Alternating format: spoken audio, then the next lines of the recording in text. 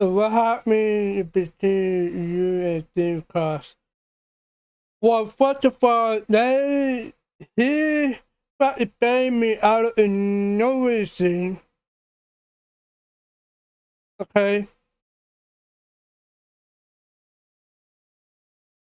And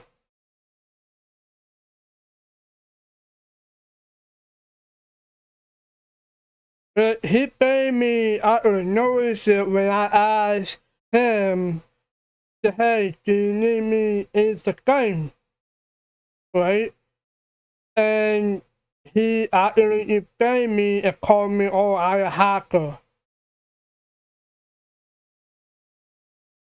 Well, I tried to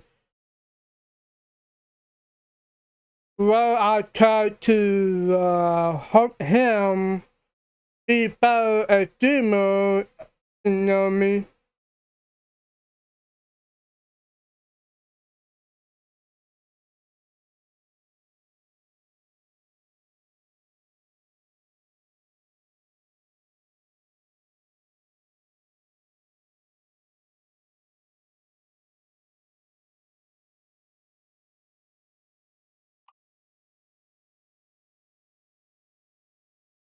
Not the only thing why that he did that.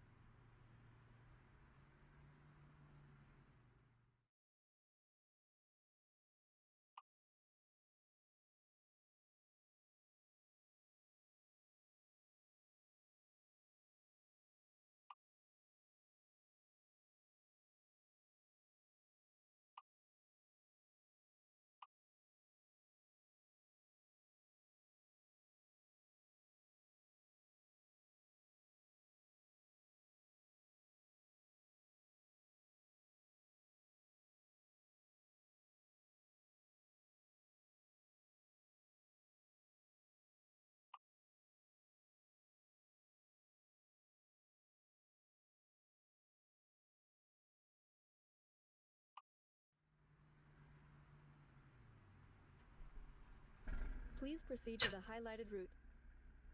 I always forgot to change the goddamn game.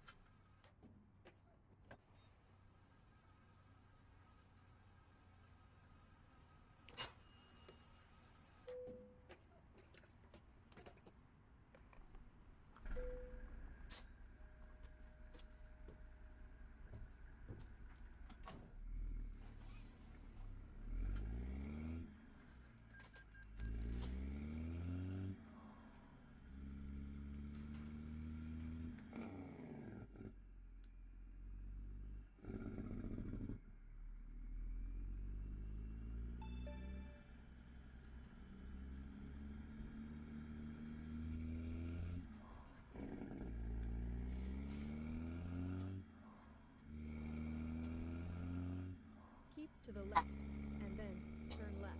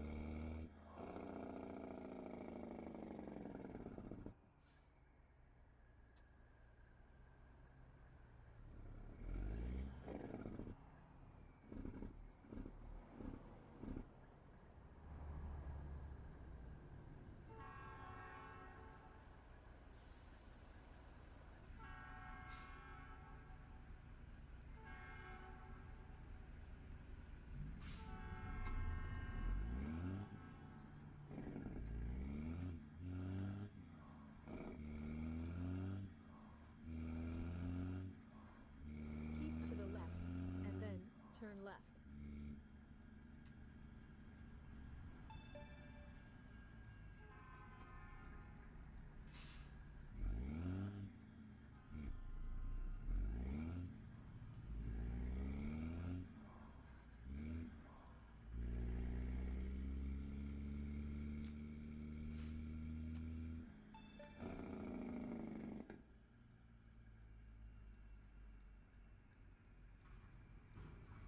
You have arrived at your destination.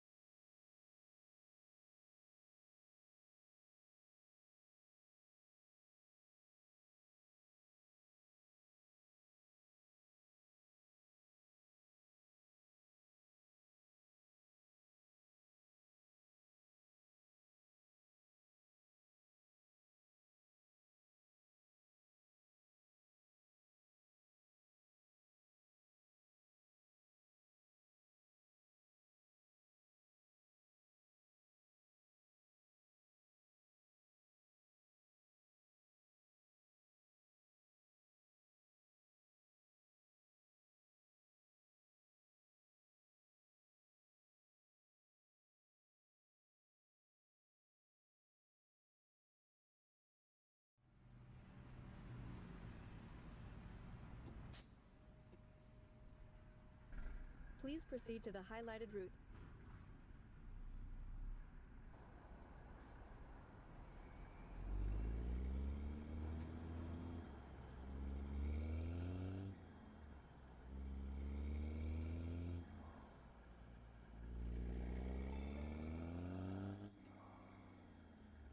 Keep to the right, and then turn right.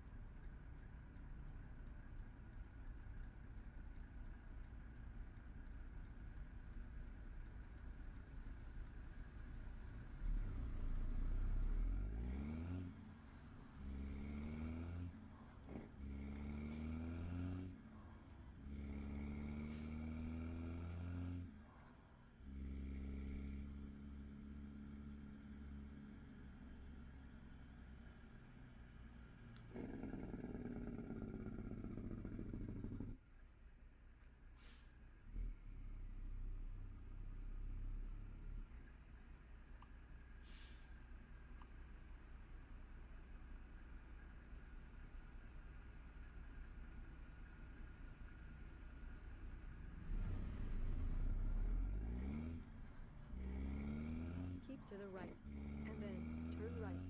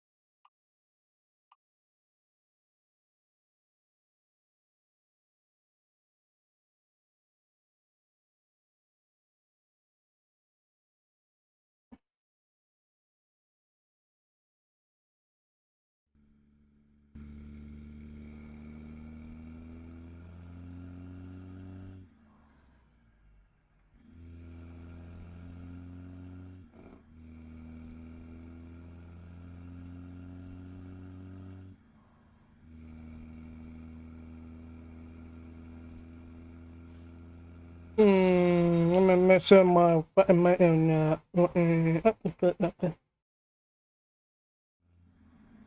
Keep to the right, and then turn right.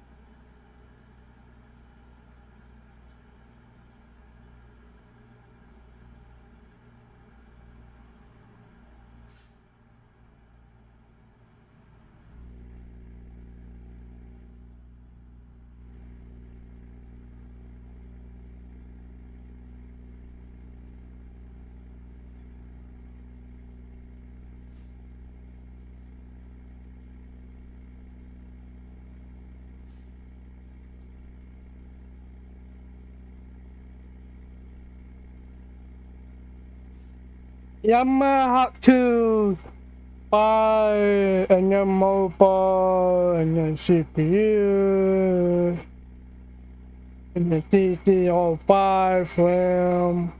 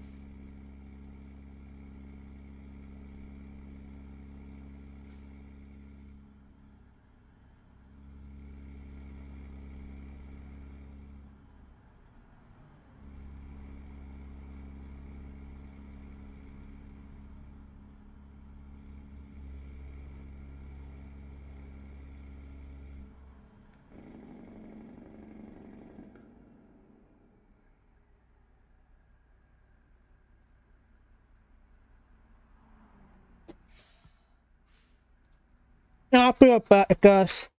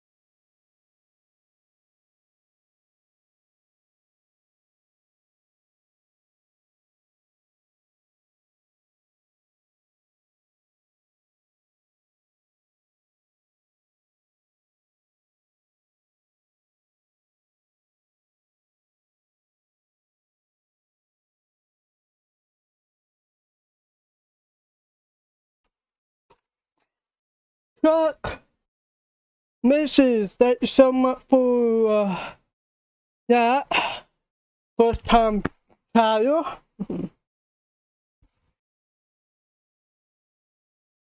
So we're going, I'm gonna get something to eat before we go on the road.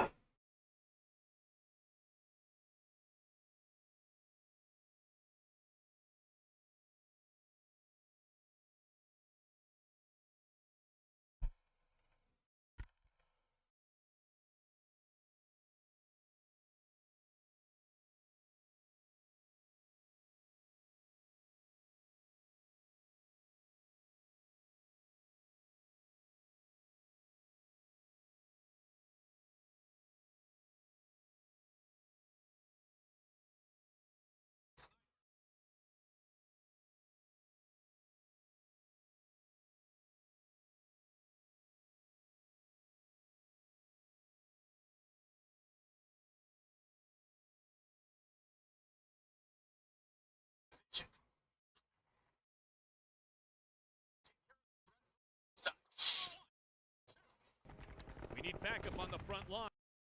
A couple buddies in the right position, they can come and stop you. How are they going to stop me when it's the owner that gave me permission? These cops will stop you. Oh, the cops are going to stop me? Yeah, my friends. For doing this? For cleaning up the community? Being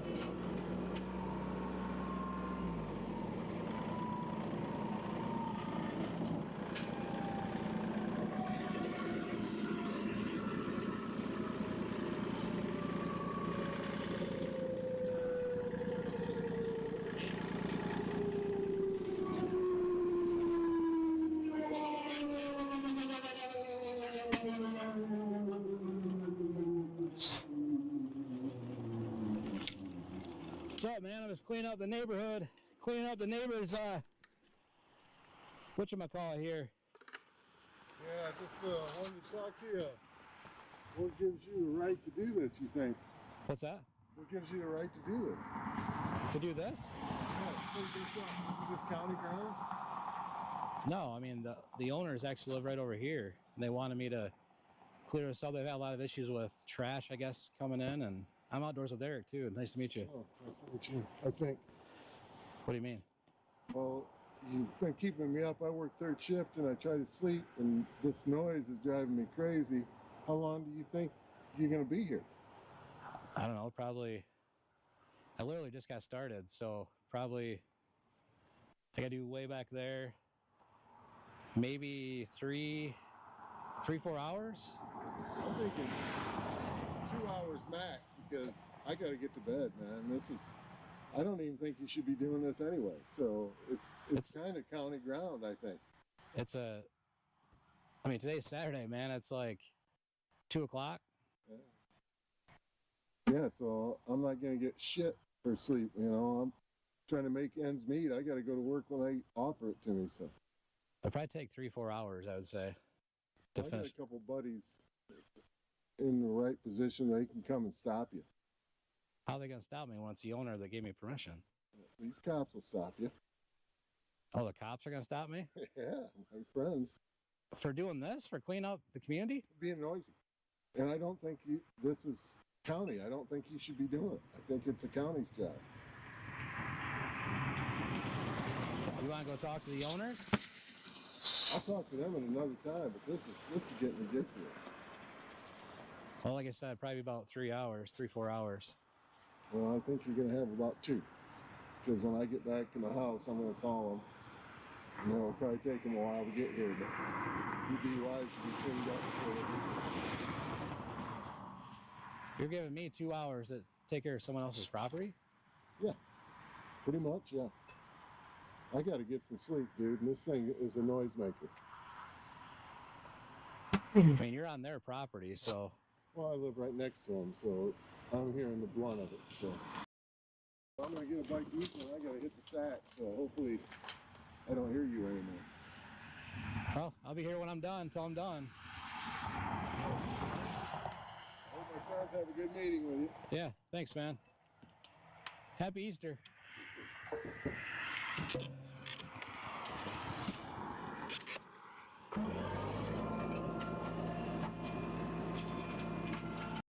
I'm gonna get a bite to eat and I gotta hit the sack, so. Happy Easter.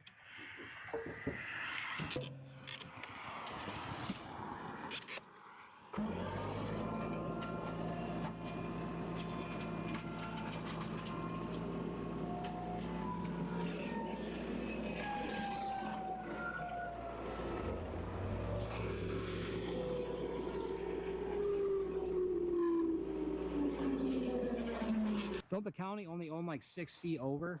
Doesn't make any sense to me.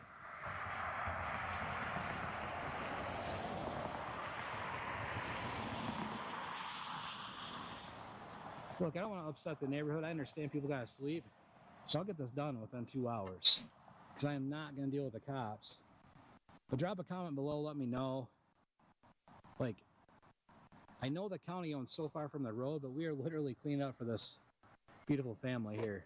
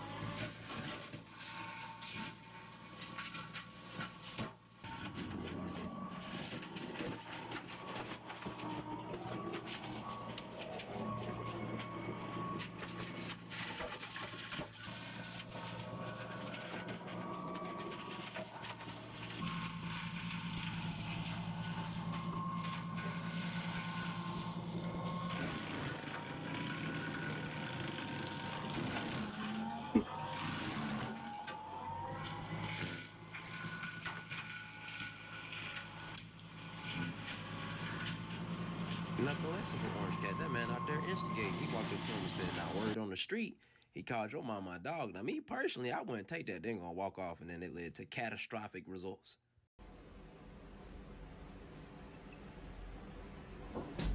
You know, I don't.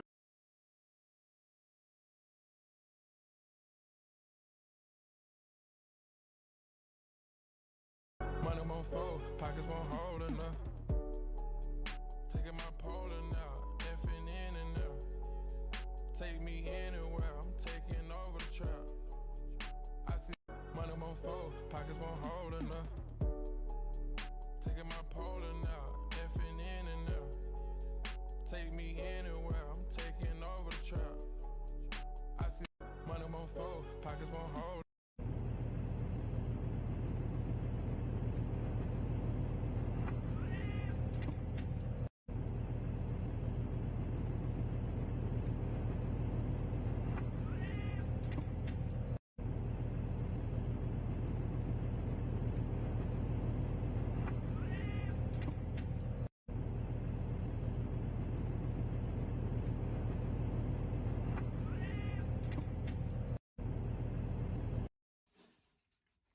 Ow! Yeah. No! Ow! Gigi! Go away! No! Ow! Yeah. No! Ow! I'm gonna give him a golden egg. I'm gonna give him a golden egg. You want an Easter gift? Here you go. That's for you. Have a good one. That's 50 bucks in there, dude. I don't think he knows. He's gonna open it up and be like, what? And she passed it right to him, and he's gonna open it up and get 50 bucks. That's what makes it so funny. Hey, this guy. All right, we gotta go find him. No, he's leaving. No, don't tell me he's turning. Should we go get him? Should we go get him? We got him. We got him. Hang on. I got two right here. Oh no, the M&Ms. There you go, guys. Yeah. Oh, really? I appreciate it. Thank you so much. No way. She follows me. Okay, cool.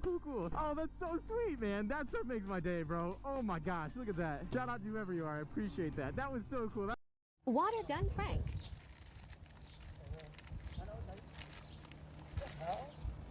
Does it say rain in the forecast? I don't think so. What the hell? Let me call you back. Why is it raining? What? I don't feel no rain, babe. Oh my god, I'm going inside. Oh my god. Water gun prank. What the hell? Does it say rain in the forecast? I don't think so. What the hell? Let me call you back. Why is it freaking raining? What? I don't feel no rain, babe. Oh my god, I'm going inside. Oh my god. Water gun prank. What the hell? Does it say rain in the forecast? I don't think so. What the hell? Let me call you back. Why?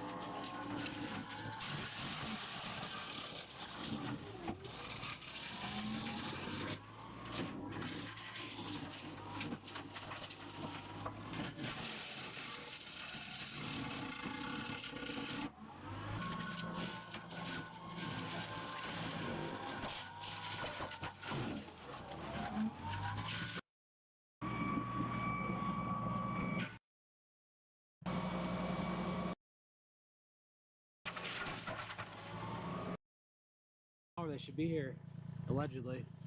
I can't believe people get so irritated.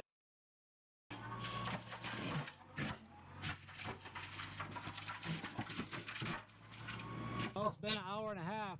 No cops have shown up, so another half hour they should be here, allegedly. I can't believe people get so irritated literally trying to help someone for free. It's like, must have been jealous that I was helping others and not him. I get you gotta sleep, but it's Saturday at 2 o'clock.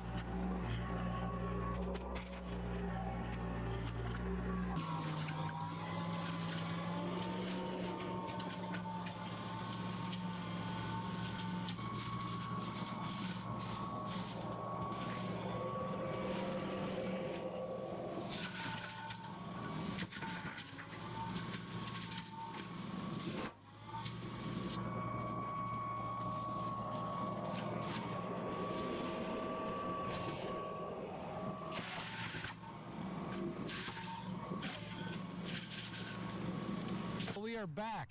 We'll call this day number 2. The first day we did not see any law enforcement show up, so we got to finish all this down here. We did finish a lot of it down that way, and today we brought the Vermeer mini skid because we got a lot of this stuff. There are some stumps in here we got to be very careful of. I'm glad I walked up here. But a lot of this is all grass, so it should go pretty quick. Hope we don't have any issues from the neighbors or anything else, but we're going to get rolling on this. And if you haven't yet, please hit that subscribe button. Love y'all.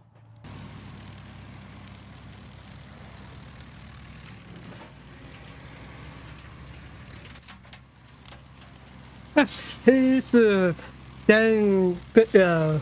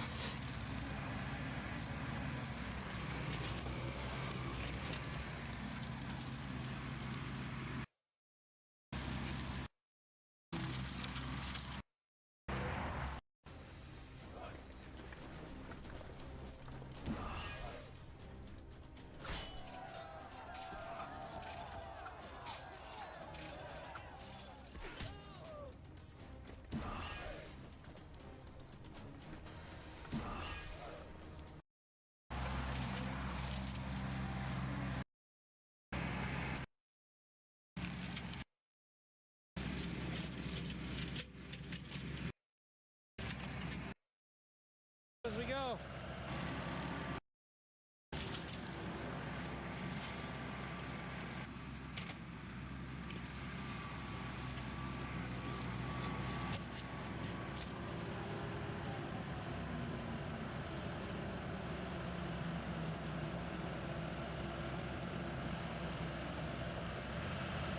Finding all kinds of junk everywhere. Trash, picking it up as we go.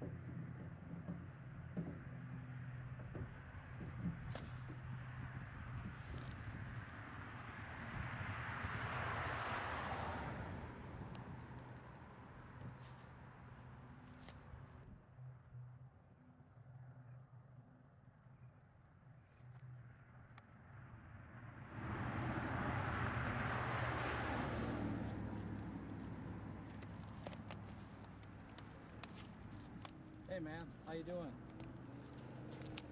Good. Hey, I am down here, just got this finished. So I found something, it looks real man, but it's like a shotgun or something.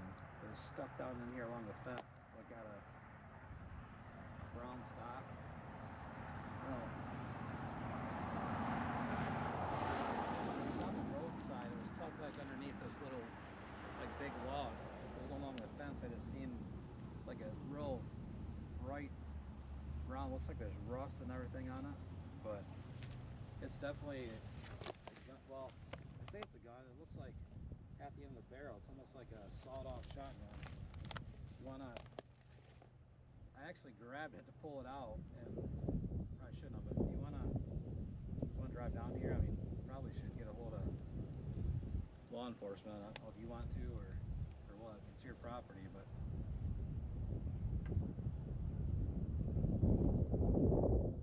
Okay.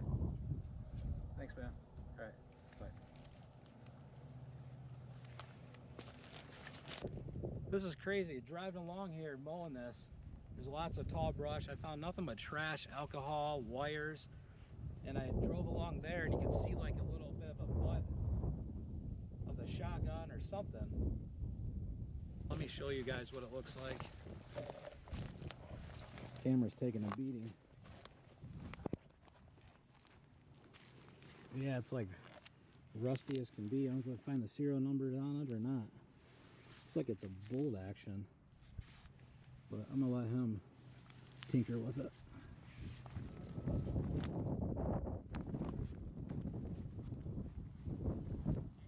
How you doing? How's it going, man? Yeah, what you got there? It's some kind of gun. It looks like a real gun, like a sawed-off shotgun. Holy shit, man. Wow. Yeah, it was actually tucked right up. Oh my god. It was like hanging right off the back end of that. I could just see like some, all along this fence has been trash and bricks and sealed rocks down there. So we're watching it. So I stopped and looked at it. So I don't know if there's serial numbers, but it's your property. I figured you should probably call. Call. Yeah. Careful of your fingerprints. Yeah. Ethics. Is it loaded? I don't know.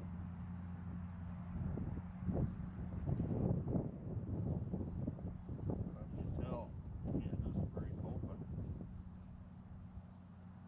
Pull that down maybe? No. That's pretty froze up. Yeah, I don't want to do too much with it just in case. I don't even know if it's Right. loaded. I don't want to fire it. Serial number, it looks like. Yeah, it's sawed off here. That was the serial number usually in that area. That I don't know on an Ethica. I'd imagine it'd be stamped right in there.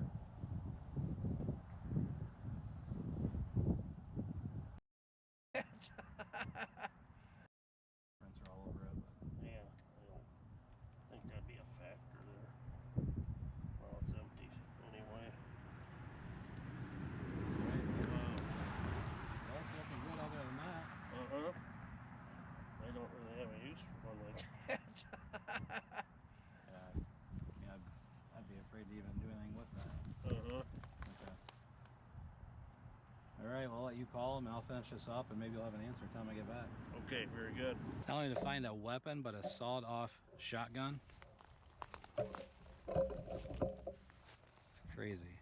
But we're gonna finish this up. We're just about done. I'm gonna finish this up, then we'll stop back up and check with him.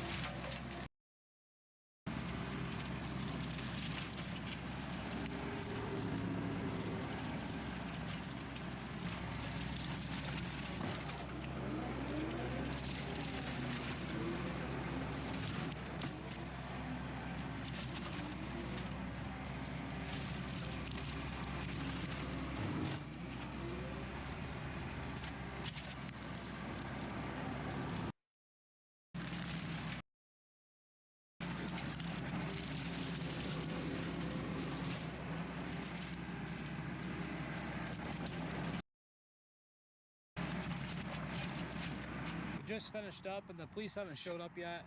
Still up here waiting for them. So we will give you guys an update on the next video. Much love.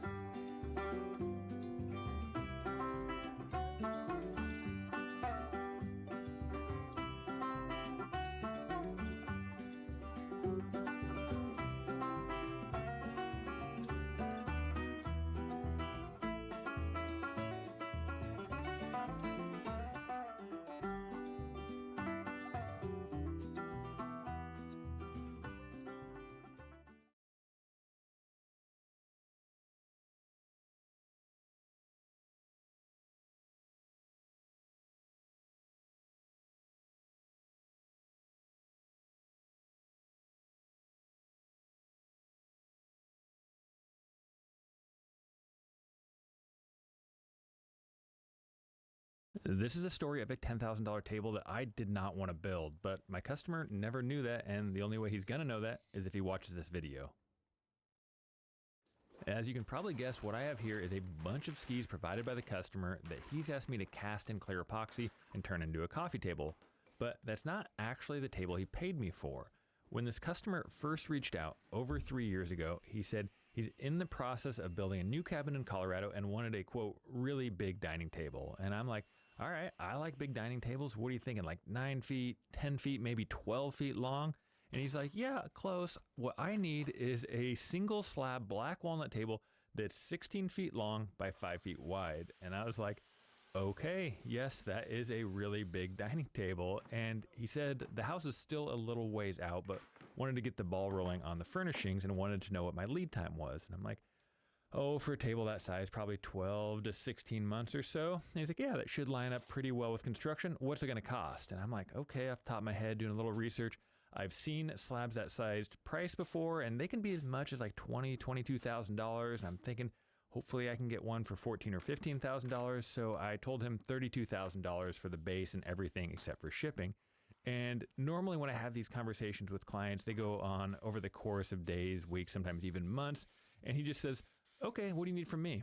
And I was like, well, I'd need a 50% deposit, so $16,000. And he goes, great, send the invoice over. And I keep in mind, I literally just talked to this guy for the first time, maybe 15 minutes ago. And I was like, is this guy for real? Is he messing with me? But I was like, okay, so got his information, sent him a QuickBooks request for $16,000 thinking, we'll see if he actually pays this. And in like a few seconds, I get a notification that the payment's been received. And I was like, okay, this guy is really ready to rock and roll. And he told me,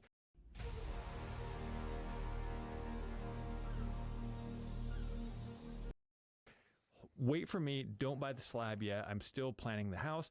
We'll let you know when it's time to start working on the table.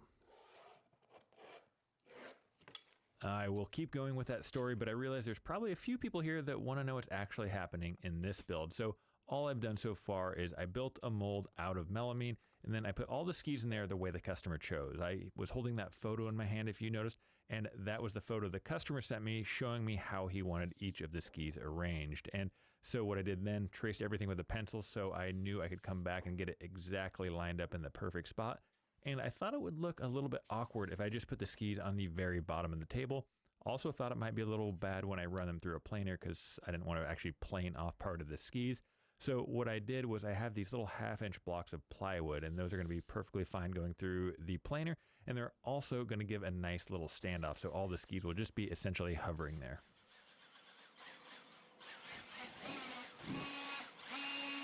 If you've seen any of my past epoxy table videos, you know that I almost always just work with black epoxy, and I wish I could tell you it's because I'm an artist and I think that the black looks the best and it's the classiest and the most timeless and all that. And I do believe a lot of that to some degree, but it's also probably the most forgiving. So it's really nice working in a dusty environment because if you get a little speck of dust in there, you'll never see it.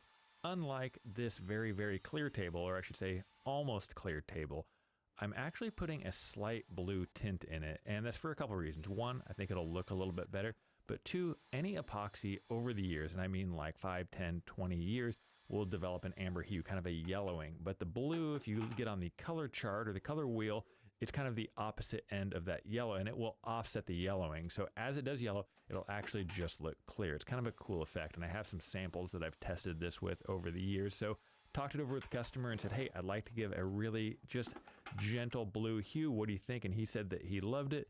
But the problem was going to be mixing this much epoxy up and getting that same blue hue, which is why I'm going bucket to bucket. And I tried to keep the drops consistent, but I always got an extra drop in one bucket or one less in the other bucket. So got them all mixed up, and now I'm finally ready for the pour. So why am I building a 5-foot long solid brick of epoxy table when he paid me for a 16-foot long solid walnut table? And about a month or so after he gave me that deposit, he reached out and said, hey, I'm thinking about adding another table to the order. What do you think about this idea? And he basically pitched me the skis cast in epoxy table. And what I didn't tell him is I absolutely despise making these types of tables. They are so much more difficult than, say, like an 8-foot walnut and black epoxy dining table. But I don't want to tell him that. When I hire someone, the last thing I want to hear from them is how difficult the job is. Because, yeah, that's why I'm hiring you to do it, because I don't want to do it. So I didn't tell him how difficult it was, but I also didn't want to really gouge him on the price because I wanted him to think he could come to me for all of his future tables, because I like building big dining tables. He's probably going to need a coffee table. He might need countertops, and I want him to be able to come to me, even though this particular table isn't one that I really want to build. And so I gave him a quote of $10,000. I know that's a ton of money, but I would normally quote someone significantly more for this type of table. But again, I wanted him to think that he could come to me for all future orders. I don't want anybody to lose track on what I'm actually doing here. So I poured that epoxy and I made sure to use fans. If you don't know, epoxy gets hot, and when you pour a lot of epoxy like this, it gets really hot. So if I wouldn't have used fans, this epoxy would have almost certainly overheated, cracked, and you would have had a really bad time. And if you didn't know that, if you'd like some more tips and tricks on building an epoxy table, whether it's building a solid brick of epoxy like this or a more traditional live edge and epoxy table, I have a virtual epoxy table workshop, and we go through absolutely every step to building an epoxy table in your home, shop, or garage, why you need to use fans, the types of finish to get a crystal clear finish versus kind of a more opaque or natural finish that you might want to use on wood. It's over 3 hours of content. I still go through every week and answer all the questions that people ask me. It is what I say, not guaranteeing yourself success, but you can skip the learning curve. You basically skip the first 2 years of building an epoxy table. So if you want some more information on that, there's a link in the description. I know what you're thinking. The guy just wanted to add this ski table to the order. He never said anything about canceling the big walnut table. So what's up with the big walnut table? And every 6 months or so, we would stay in touch. I'd reach out, ask how the construction was going, and I don't think it was going very well. I got the feeling it was mostly permitting issues or issues with the county or government type issues where the house just wasn't getting built, to the best of my understanding anyway. And he never said anything about asking for his money back. He never asked for a portion of it back. He was just a really great customer to work with. And after about 3.5 years or so, he just, I think, got fed up with it and was like, hey, I'll just take that ski table that we talked about. But this kind of put me into a tough spot, and I'll explain more in just a second. If you haven't gathered, what I'm going to do is I'm just going to bounce back and forth from that story to the actual construction of this table, so people that want to see how this table is built can know how to do it themselves, and people who are more interested in the story also get to follow along with that. So I'll stop giving that caveat every time I switch back and forth now.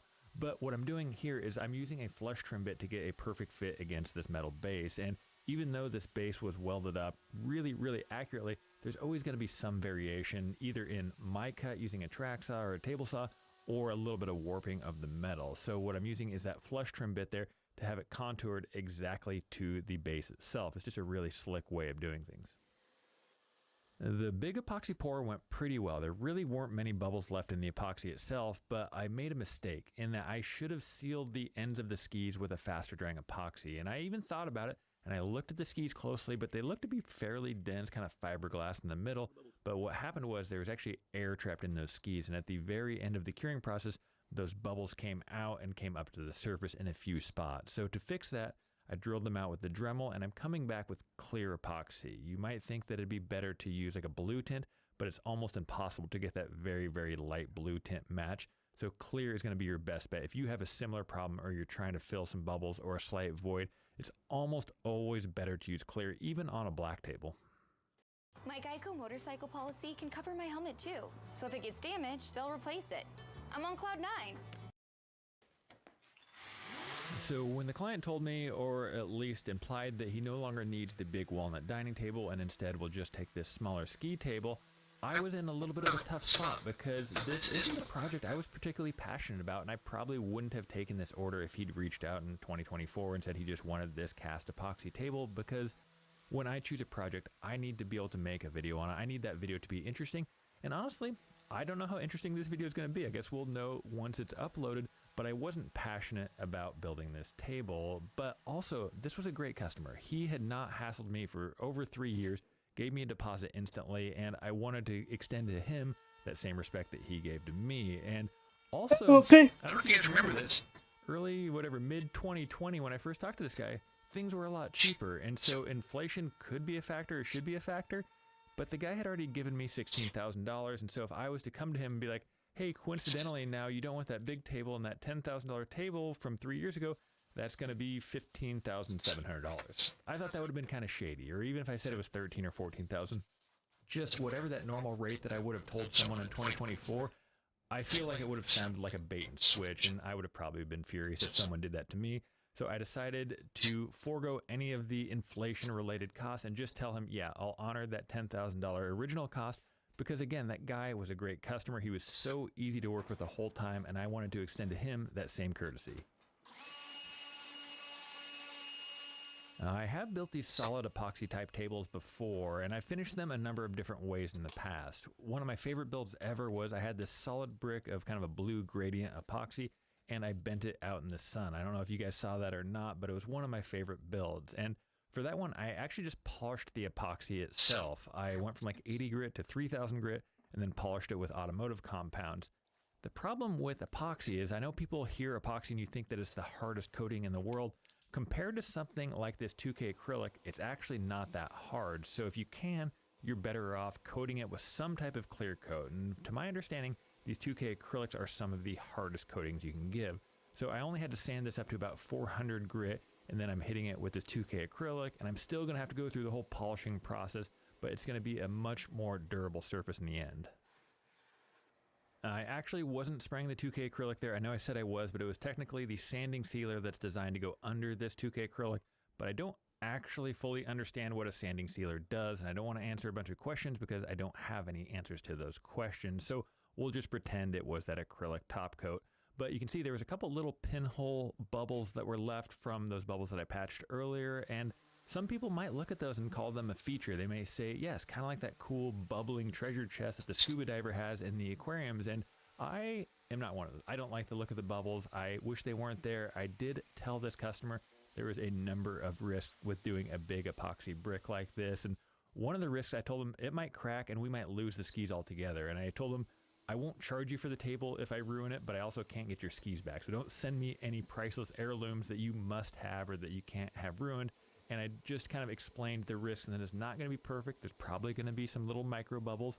And he said that he was fine with all of that. So just know I did warn the customer and they weren't terrible. But again, if I'm being honest, I wish they weren't there. If you didn't know, it is nearly impossible to get a perfect finish right off of the spray gun. And I am not particularly gifted with the spray gun, so I was going to have a lot of wet sanding to do. But even a high-end automotive shop, when it comes out of their paint booth, when a car comes out and it's got that clear coat on it, they still have to do this wet sanding and polishing. That's really what separates the high-end show cars from the low-end show cars or all the rest of the cars. There's always some degree of orange peel like you see me trying to sand out there. And you also might be noticing some bad audio in the background, and that's because my guy Charlie was here. And sanding isn't that much fun to watch, but do you know what is fun to watch? Taking trees down. And this actually isn't Charlie, this is one of Charlie's guys, but it was a really kind of blustery day. And these are some old Lombardy poplar trees, which turns out is the same thing as Mappa burl, which is kind of a really pretty wood. But they ended up taking this one down. Pretty satisfying, right? And this was all 2 weeks before we had a massive storm that took down about 15 trees, 4 giant trees that ended up taking down a bunch of trees on their way down. But it was a fun process watching Charlie do that, and much better than watching me sand. Wasn't watching trees come down way more fun than watching me sand that up to 3000 grit, but the polishing is actually a little bit more satisfying because it goes from that fairly opaque to almost crystal clear. And this is a 3-step polishing. I think I'm only showing you the first step here with the wool mitt, but I do go through all 3 steps on this 3M system. And I am not an expert, but I can generally make things shine pretty well. The underside though, Scott actually had a great idea for this. He suggested doing a frosted underside. So you wouldn't see right through the table. It would almost look like it's sitting on snow, which is, again, something Scott came up with. And I pitched the idea to the customer, and he actually really liked the idea. So here's how I'm going to go about achieving the frosted look on the underside. I've done this frosted effect once years ago. I had a customer say he wanted this kind of frosted look on this clear epoxy and redwood table. So I'd played around a lot with it years ago, and I think I can do the same thing here. And what I did was I sanded up to 320 grit, and then came back with that maroon pad and tried to sand it as evenly as I could. And that was the tricky part, just trying to get it an even consistency, but I wanted to make it look really good for the adhesive that's going to hold this top down. This is my most nerve-wracking part of this build, because all the rest could be fixed later, but now everything's done. And I don't even know if I have enough of this glue. I have a spoiler for you in that this does not work. It does not go very well at all. And you might be wondering why I didn't just weld tabs onto this table like I normally do and have it bolted down. And that's a fair question now, knowing what I know. But at the time, I didn't want to have any visible bolts. And I thought that it would look bad being able to see through that clear epoxy and having the bolt. Also, I hate running threaded inserts right into epoxy. I'm always a little bit worried that they're going to crack the epoxy. However, if I had this over to do again, and actually I do this over again, I would do it entirely different. But at this point, I don't know that and felt pretty good about myself. Well, it's been about 4 days since I put that adhesive down, and I thought the silicone would dry to that kind of clear silicone looking opaque look, which would really match the bottom of this table, and it did not at all. It looks terrible. There's just kind of wavy lines, and I don't like it, and I don't want it going out of my shop that way. So the only alternative is actually to add some tabs to the metal, which means grinding off the powder coat, re-welding, bolting it down, but I think it's gonna look a little better, and I really don't want this in someone else's house looking like this. I was just getting ready to video trying to pry this off. I didn't know how tough this construction adhesive would be, and it just popped right off, which probably means it wasn't a very good substance to use, but I guess it's good for this anyway, but you get the rest of it.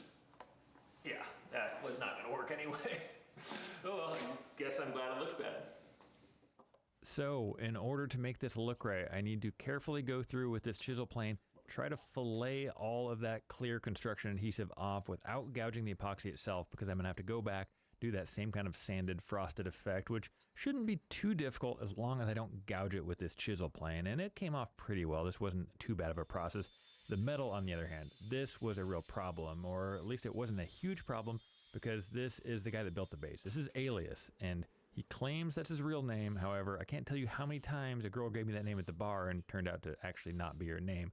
But he came to my shop and actually welded the tabs on, and to avoid seeing the bolts, we were able to place the table on there and find out where exactly each ski was, so we could place a mount right under the ski, which I think was a pretty good solution. And it was so nice to have Alias come to my shop directly to do this, because it is very difficult getting across town, especially trying to line up all those holes just perfectly. So big thanks to Alias. I convinced him to start an Instagram page, which I will link in the description, because he did not even have any social media channels whatsoever, but he's trying to get his business going. So give him a follow, check out his work. Big thanks to Alias. I mentioned earlier that I really don't like drilling into epoxy, and especially adding threaded inserts directly into epoxy is one of the last things that I want to do, but I don't really have a choice here. So what I'm doing is I'm very carefully trying to not drill through a ski and not trying to crack it, but I'm using an oversized drill bit. And what this is going to do is this is going to enable me to add a little bit of epoxy to the threaded insert, and therefore the holding power will lie with that epoxy, not the threads like it would in a wood table. And as I'm watching Scott edit this, I was like, why did I add blue to that epoxy? And he goes, oh, you said at the time you thought that it would blend in a little better. And I have no recollection of saying that or even thinking it, but apparently I did, and it didn't look bad, but I don't think it made any difference. And the final step before assembly is adding N3 Nano, and if you watch any of my videos, you know that I always add N3 Nano to my pieces. This is a product that I offer myself. This isn't something that anybody pays me to add. This is a product that I offer, and one of the things I'm most proud of is going to provide so much protection from spills, stained, and on a clear table like this, scratches. It's also a repairable surface, so even if you do scratch it, you could add another coat of the N3 Nano. It makes a massive difference. With all the delays about having to modify the table base and having it repowder coated, I was sure I was going to be late on delivery, but when I told him it was ready to be sent out, he said, great, I won't be at that house in Colorado for 6 weeks, and go ahead and hold off until then. I was like, oh, guess I'm early. But he did offer to have me send it to his place in North Dakota, and then he would ship it from there to Colorado. I thought that seemed like a lot of extra shipping, so I held on to it in my shop for those 6 weeks and looked a little awkward in the background of a few videos you might have seen, but all in all, a build that I am not super excited to replicate, but I am really happy with how it turned out, and he told me he was thrilled with how it looked as well. I mentioned at the start of the video that this customer would only know a lot of the behind-the-scenes details of this build if they actually watched this video. So, if you are that customer and you know who you are, and you feel like leaving a comment, say whatever you want and probably send me an email letting me know that you left a comment. I will pin that as the very top comment. So if you're curious if this customer actually saw the video, check the comments and we'll see. You guys always want to know what these pieces look like in the customer's house. So I sent him an email and asked for a photo in the space, and he sent me this. So thank you so much. Remember, he's a better customer than he is photographer. I'm a bird stuck in Larry Bird's attic, and I'm going cuckoo. You may be a legend on the court, but you're an amateur up here. So get off, save money, and be protected from mayhem, like me.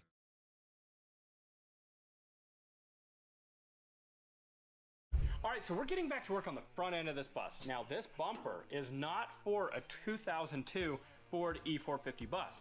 This bumper comes from Barnes 4-wheel drive, and it is to fit a 2017 and up Ford F350.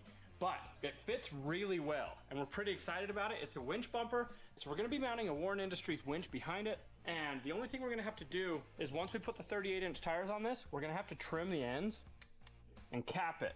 But that'll all happen later on. We do have to do some modification to the frame, and we've got to weld the brackets on instead of bolt them. But you know what? That's what happens when you do custom things. So we're gonna be showing you guys that. If you want to see the technical how-to side of things, head over to Onyx. As I tighten it up, it presses the ball joint out. There's one. Now I access this one. Now you just reverse the process. You do top first, then bottom.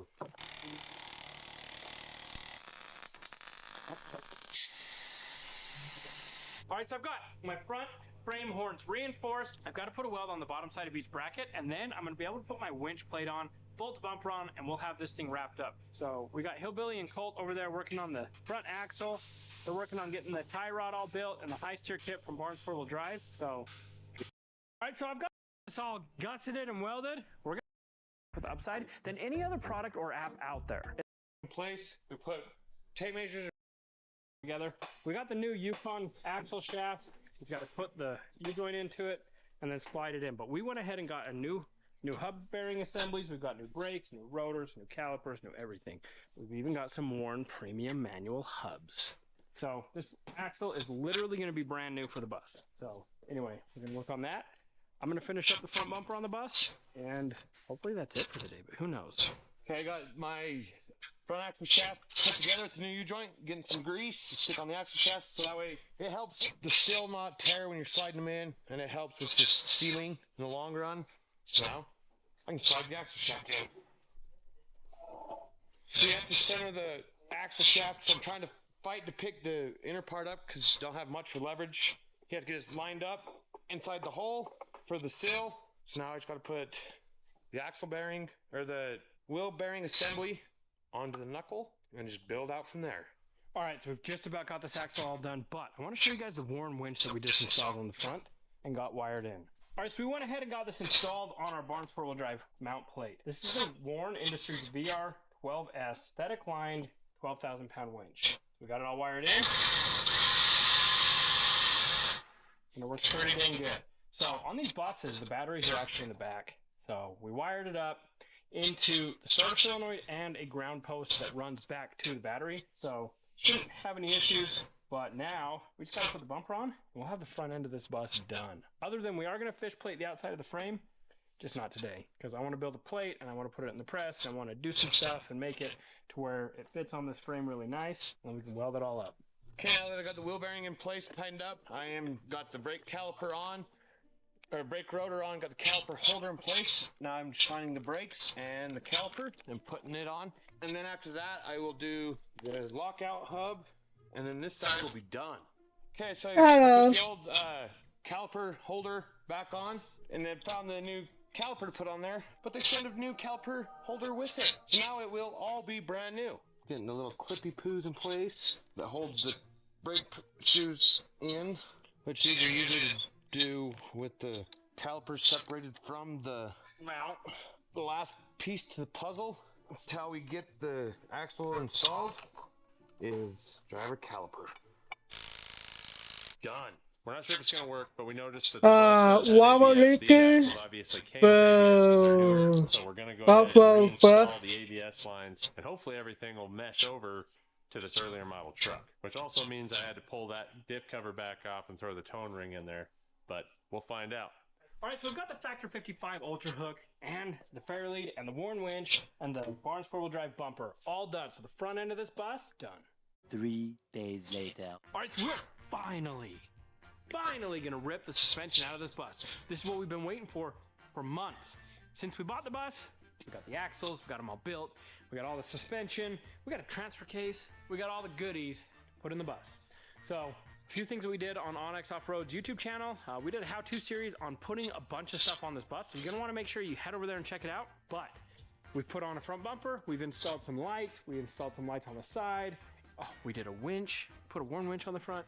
We did a lot of stuff. But today the fun starts, because we're ripping the suspension out, and we have no idea how to put new suspension in, but we're gonna do it. And we're gonna make this thing four-wheel drive. Okay, let's bust up now. Not yet, but soon. All right, so this is all the suspension that we're putting in the bus. We've got a rear axle, we got leaves, we got U-bolts, we got a 271 transfer case that's gonna bolt right up to that 4R100 transmission. The cool thing about the bus is, you don't know this, but I know this. They have a four-wheel drive transmission because it's required to have a 4R100 four-wheel drive transmission to put an e-brake assembly on these buses. I'll show you that later. But we got some Fox coilovers, and we got all of our BDS suspension, trailing arms, towers, blah, blah, blahs, bags of bolts, and we got a Dana 60 that we built. All right, so now that we've shown you guys everything, we've got to get this bus up and get the suspension ripped out of it. So Hillbilly's going to raise the bus, and we're going to rip the two-wheel drive front suspension out of this thing and try to figure out how to combobulate all this into the bus. Do you know how? How to go up? I do. No, how to put four-wheel drive suspension into two-wheel drive. I mean, I've done manual to automatic transmissions and vice versa, but not suspensions. We have a qualified individual, so we're fine. So because we're not reusing any of the suspension, we're just going to get everything off of here as quick as possible. So we just need it out of the way so we can figure out what needs to be cut, what needs to be removed. I know we're going to be removing all the brackets off the frame, so got quite a bit of work ahead of us. I don't know why we're saving these, but I'm just putting them back on to kind of keep things a little bit clean. We are going to have to crack the brake line because it's getting switched. So we'll just bust that off, that out of the way, drop the sway bar, steering, and I can see right where that bracket's going to go. Nice. Oh, that's my head. Okay, so I got the spring hold on place tab off the top, took off. I got the ABS unhooked, got brakes unhooked. So now just go get the torch, bring it over here, so that way we can just... Now I'm unbolting the shock. There's no unbolting this thing. All right, so we got the coil out. The shock actually broke. So these look like they're from 2002 and never been changed. So broke off.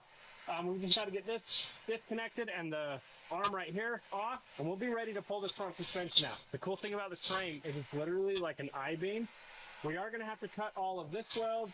There's a couple of rivets that are going to have to be cut, and then the shock tower will come off of the frame, and we'll be able to bolt that new one on, or weld it, or whatever we got to do.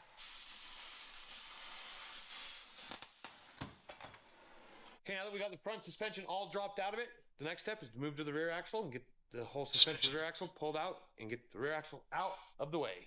Okay, I forgot a step. Before we move to the rear, got to unbolt 3 bolts on this side to drop this bracket out, and there's one on that other side, and it's for the radius arms.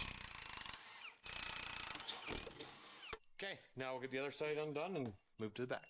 Okay, to get this rear axle to drop out, which we're about there, all we got left is this one shock bracket. We'll lower it down, unhook the leaf springs off the shackles right here. Once we get those bolts undone and pulled out, then we'll just raise the bus up, and we'll just pivot its way out of the shackles, and then we can wheel it outside. So I didn't show you guys the other side, but I got the leaf springs all unbolted on the other side from the shackles. I'm going to do it on this side. Once I get those 2 bolts pulled, we'll raise the bus up, and the rear axle should just kind of roll a little bit, but stay on the ground. Now, just the back bolt. Our internet bill went up? Looks like you need Verizon Home Internet. No surprise price hikes or hidden fees, because nobody likes surprises. Who are you? I live here. Oh, please. Switch to Fios Home Internet. Plans start at $25 a month. Now I'll go raise the bus up. The axle should stay in place. Then we'll clean up the tools and clean up our messes and get ready to install it all. I have everything unhooked and everything's done properly. This axle should not come off the ground. It should just stay on the ground as the bus goes up. That's what I'm hoping for.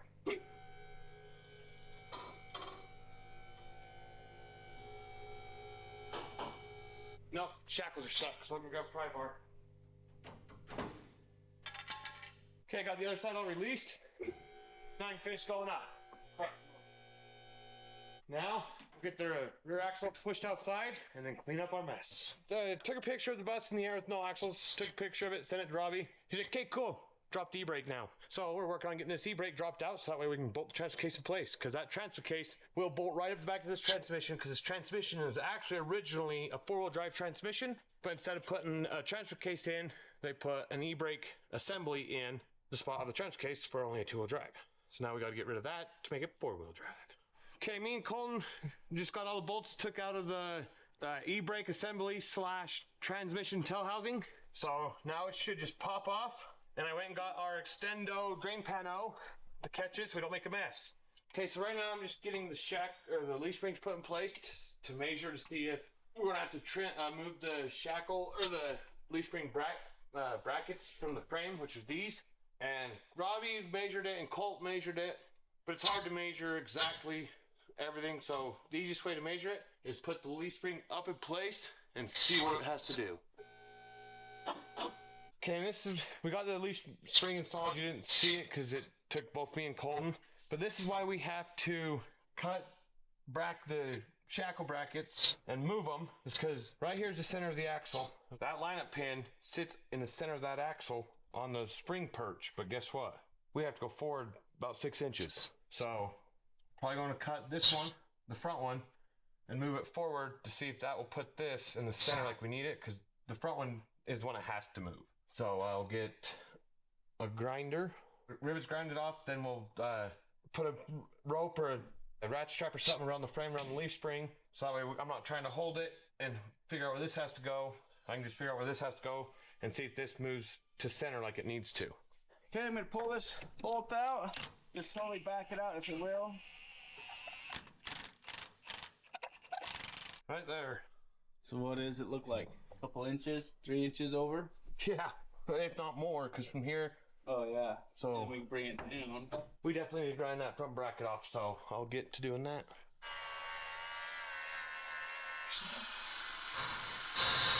Okay, I got them all ground down. Now I'm going to take the air hammer and go brut, brut, brut, and push those pins all the way out of the frame. And this will just, but I'll have my hand here holding it so it doesn't go poof. Now we're getting leaf spring ratcheted up into place to see exactly where we need to set it. All right, so we're getting back to work on finishing up ripping out the suspension on the bus. So I'm going to work on getting these spring pockets out. These are the factory spring pockets. We're going to be changing these out with the BDS suspension ones. We're going to be able to bolt this into the frame, and it's going to go right in place of that right there. Anyway, we got a little bit of work to do, but we got to get this stripped down before we can do it.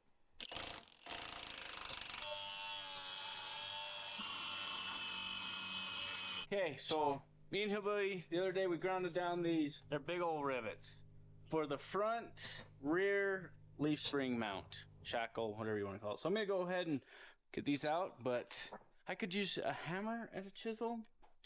Try to do it that way, but Robbie's, he got all the tools, so I'm going to use the air hammer. I'm going to put some heat to it.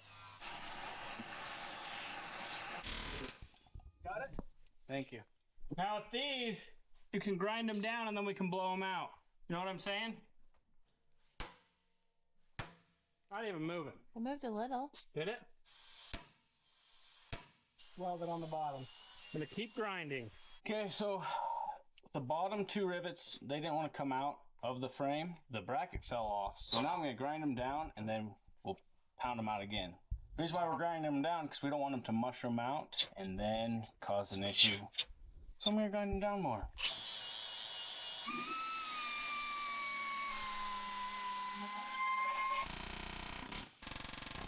Perfect.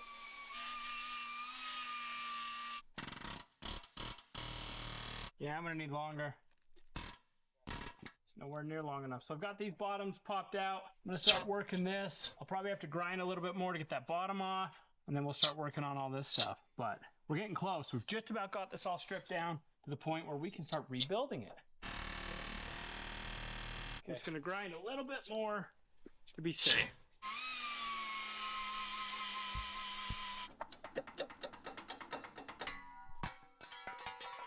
All right, so I'm gonna hurry and clean up all this stuff. and then we're gonna have to pound these out. We'll have to heat them. We'll hurry and get this all ground up and prepped and show you where our new bracket's gonna go.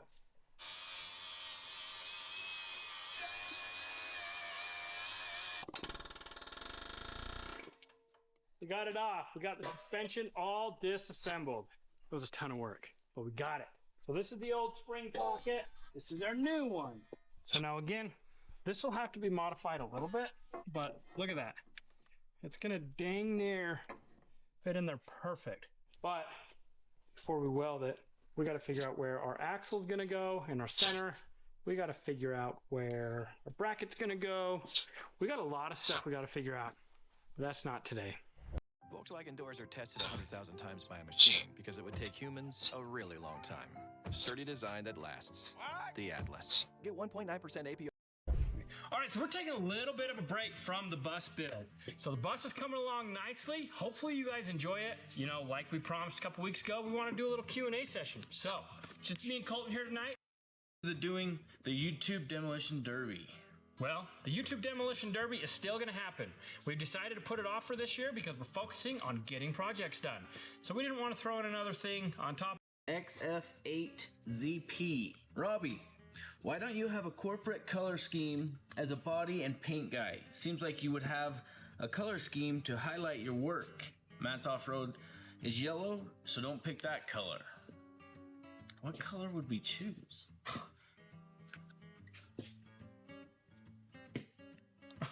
I'm not quite sure. All right, well, that's a good question, but in case you've been living under a rock, our color is blue. So everything we have is blue. We got blue on our logo. We got blue on my work shirt. Blue, black, and silver are our channel color scheme. So I love blue. Blue's That's a what good it color. is. So we're going with blue. Blue's the answer to that. Good question. Okay, next question would be, it comes from MSB Warned. It says, Robbie or Boss, how do I get registered for a chance for the Charger? I have a 2011 and a 2022. Would so love to get an original old school. So we don't know exactly how, but we will go through a sweepstakes company. So it'll be a no purchase necessary, but we'll probably attach it to some form of, if you buy something off the merch site, you'll get extra entries, something like that. That way we can capture your... Then we'll move on to Colton. To Robbie, why do you need to blow tack and static? So all blow tack and static means is you're gonna blow your panel, you're gonna tack your panel, then you're gonna static control your panel. So something that me and one of my old painters did, we just kind of got in the habit of, hey, did you blow tack and static that? And that means we're ready. I'll be back on the game.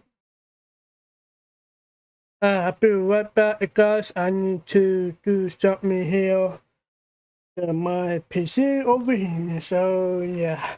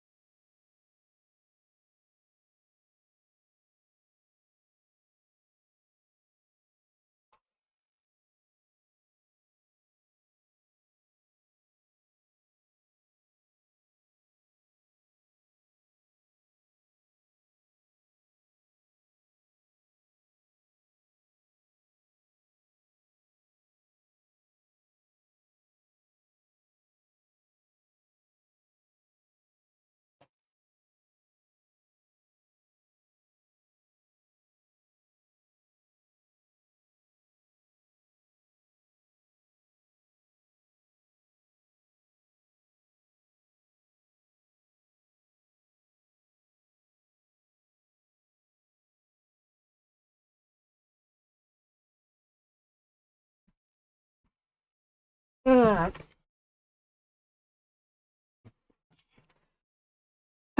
about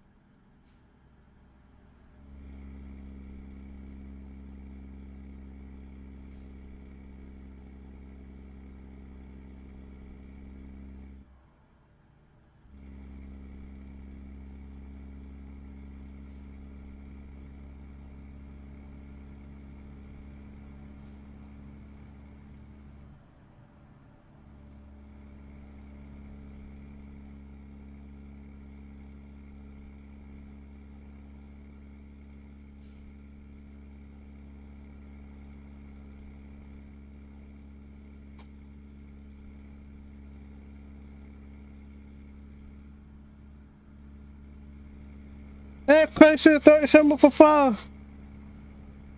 Okay.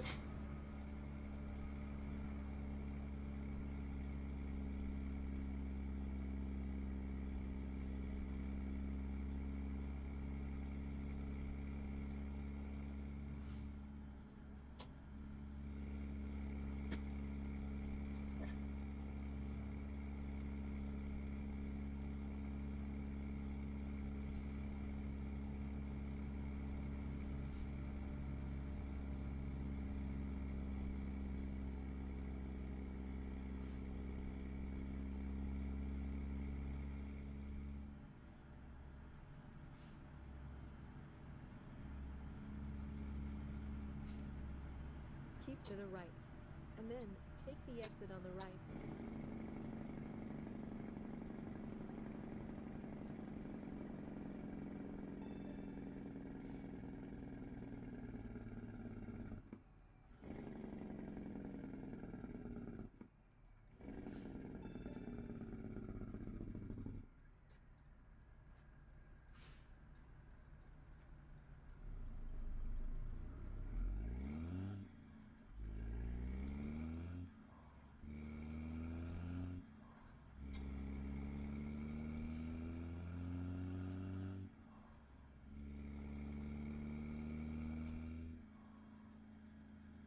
In 650 feet, turn right.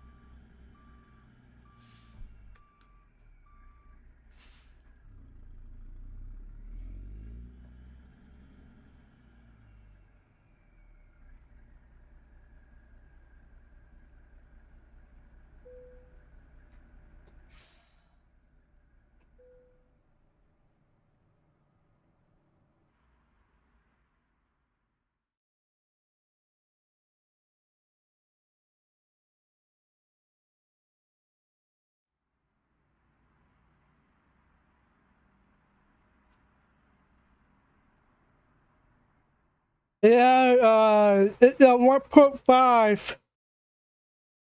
No, 1.50. Let's test it out at 1.5 here.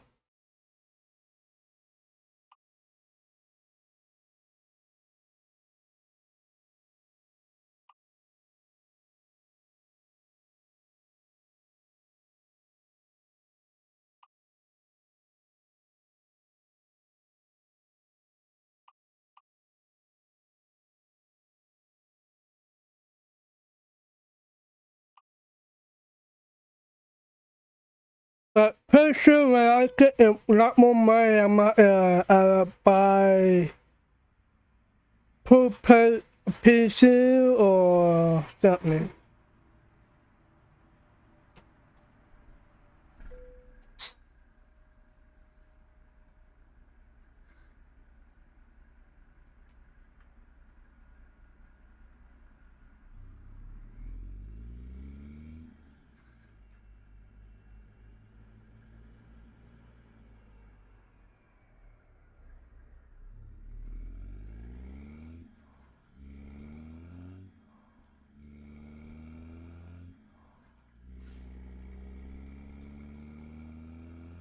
In 650 feet, turn left.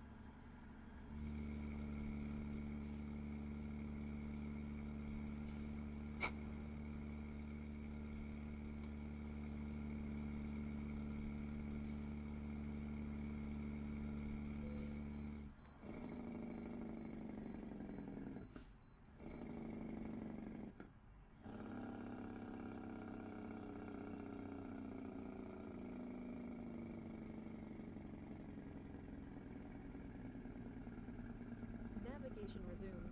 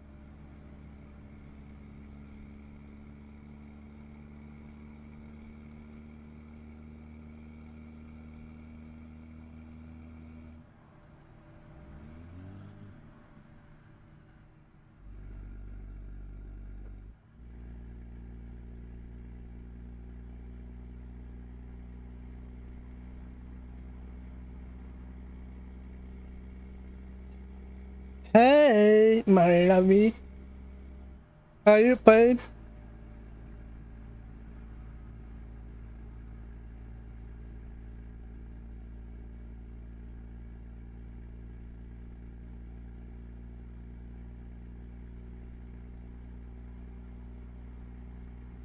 I'm good. How are you today, babe?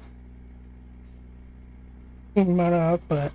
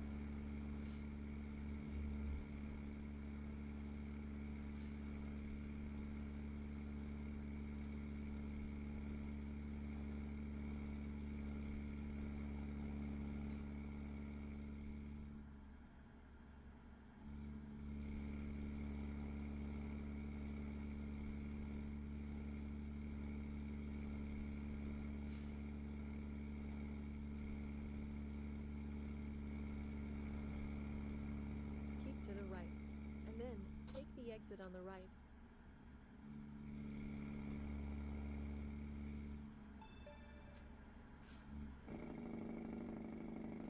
Está lo ¡Sáquelo!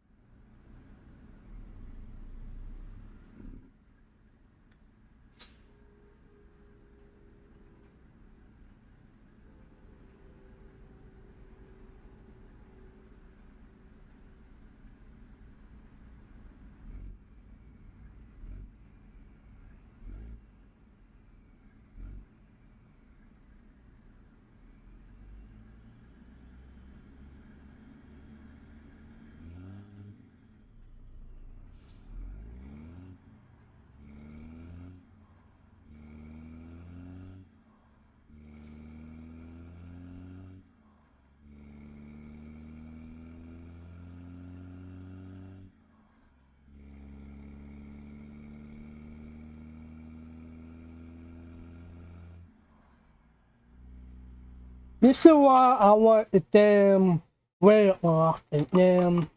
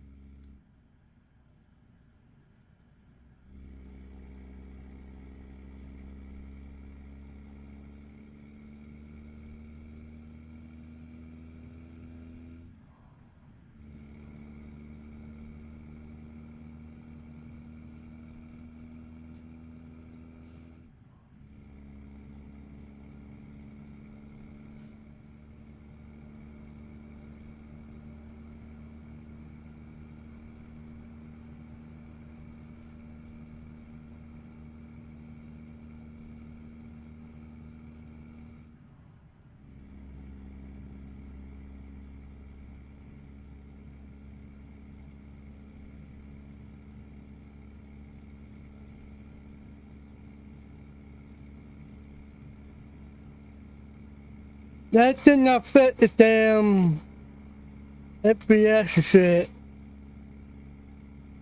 The PC for playing it on ATS. I might have to already upgrade a lot of shit. Like new motherboard, new CPU, new RAM. And that here. I always got this started. Plus I want to upgrade my water cooler.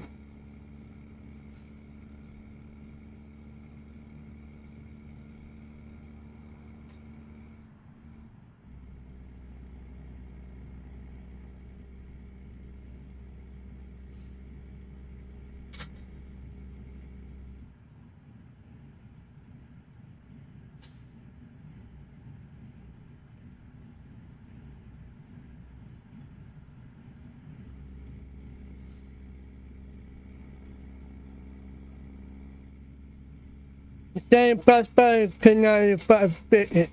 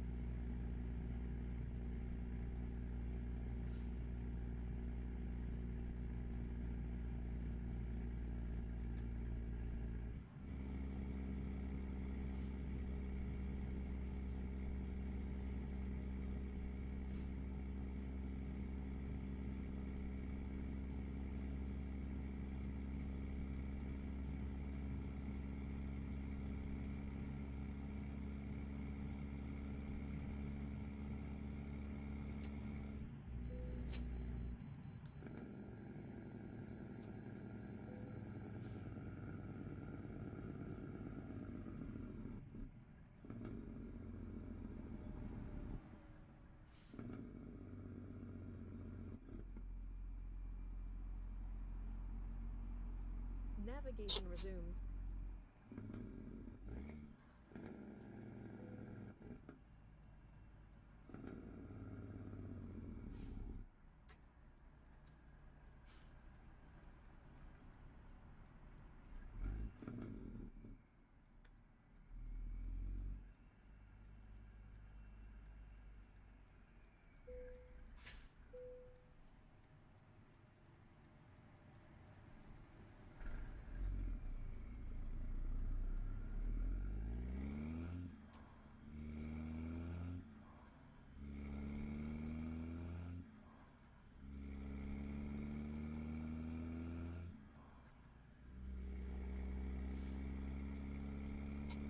In 650 feet, turn left.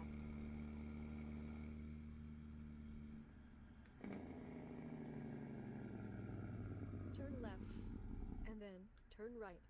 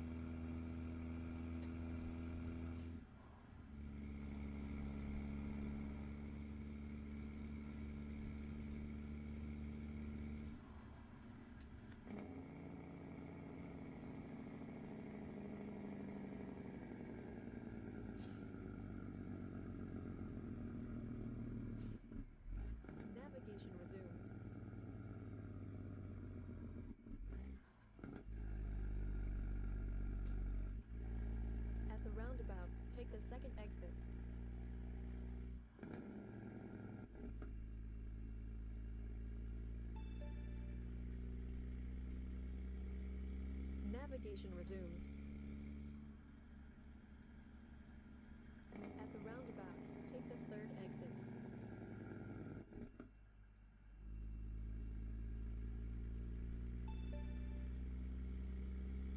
Navigation resumed.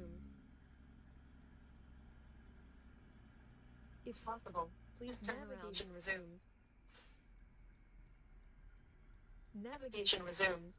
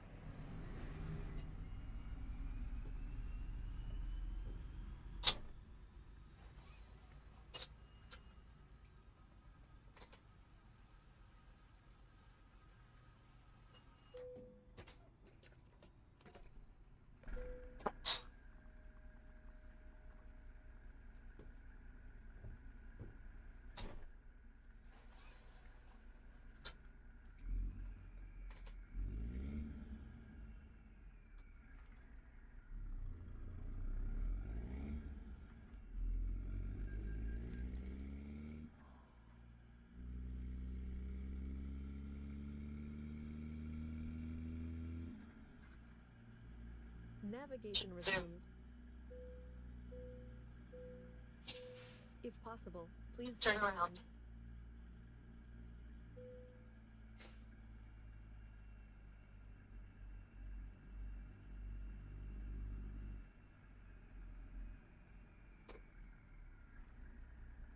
Navigation resumed.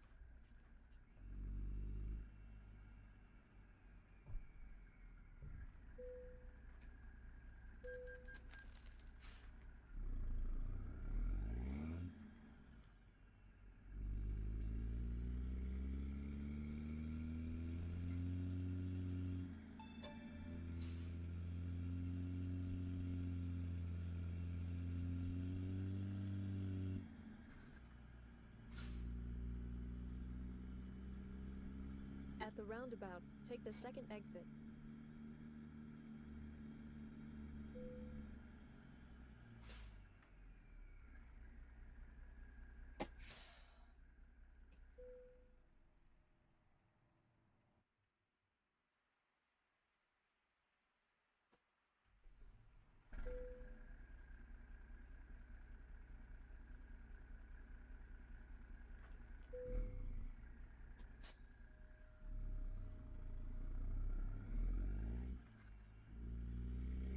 Navigation resumed. If possible, please turn around.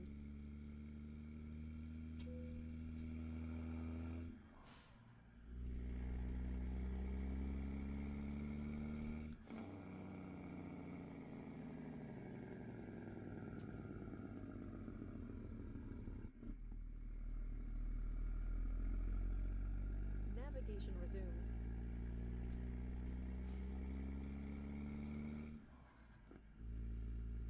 Navigation resumed.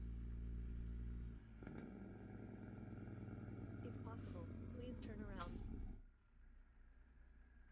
Navigation resumed.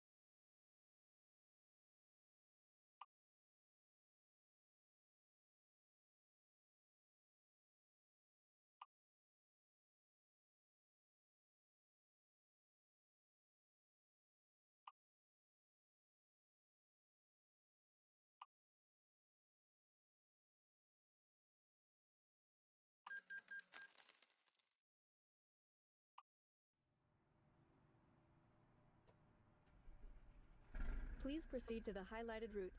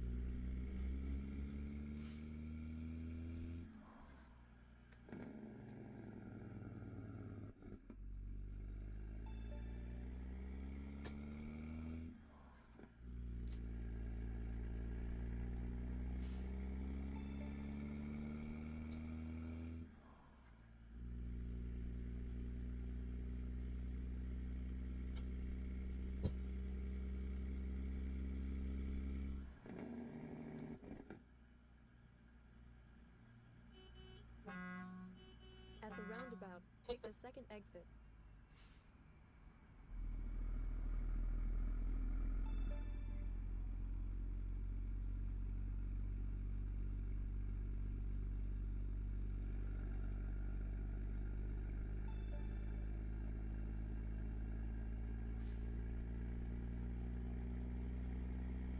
At the roundabout, take the first exit.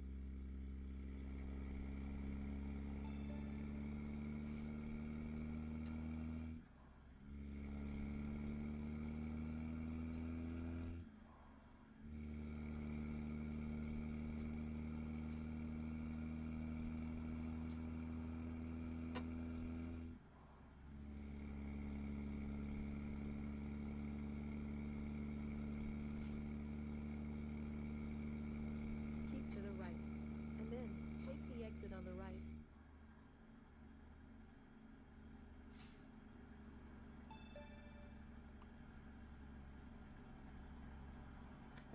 Keep to the right, and then turn right.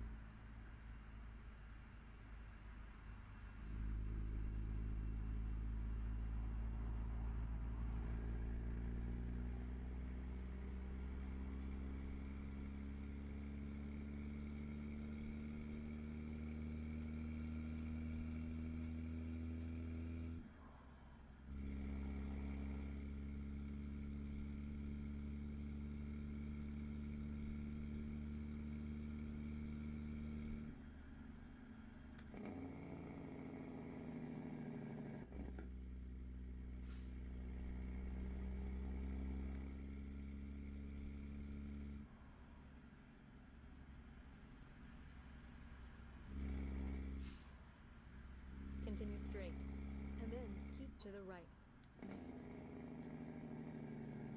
Keep to the right, and then turn right.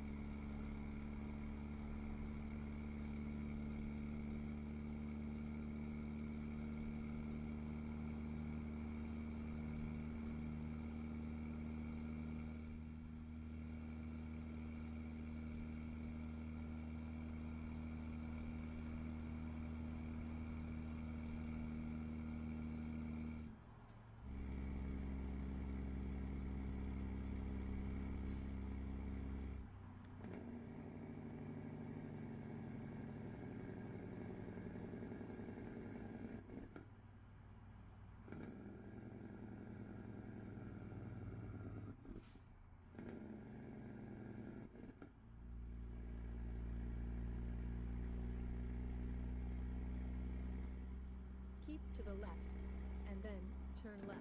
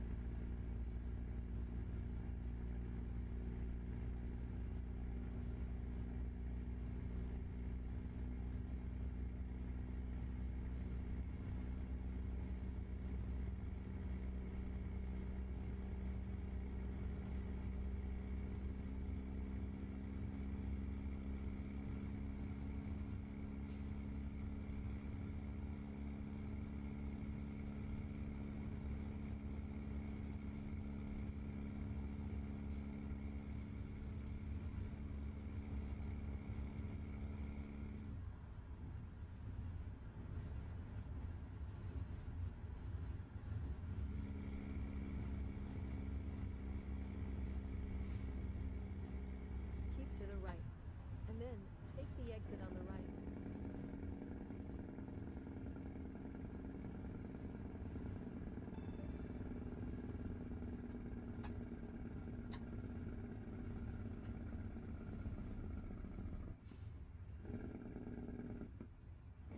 Turn left, and then keep to the right.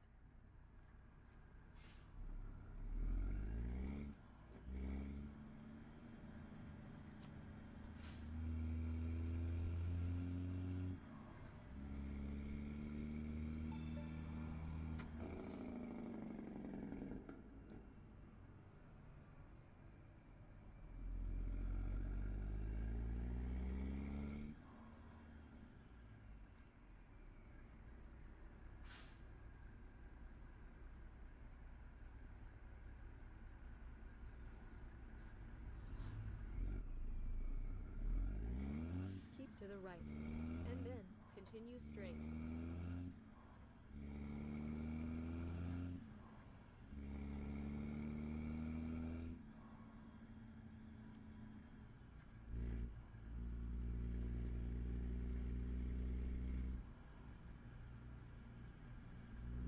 Keep to the right, and then continue straight.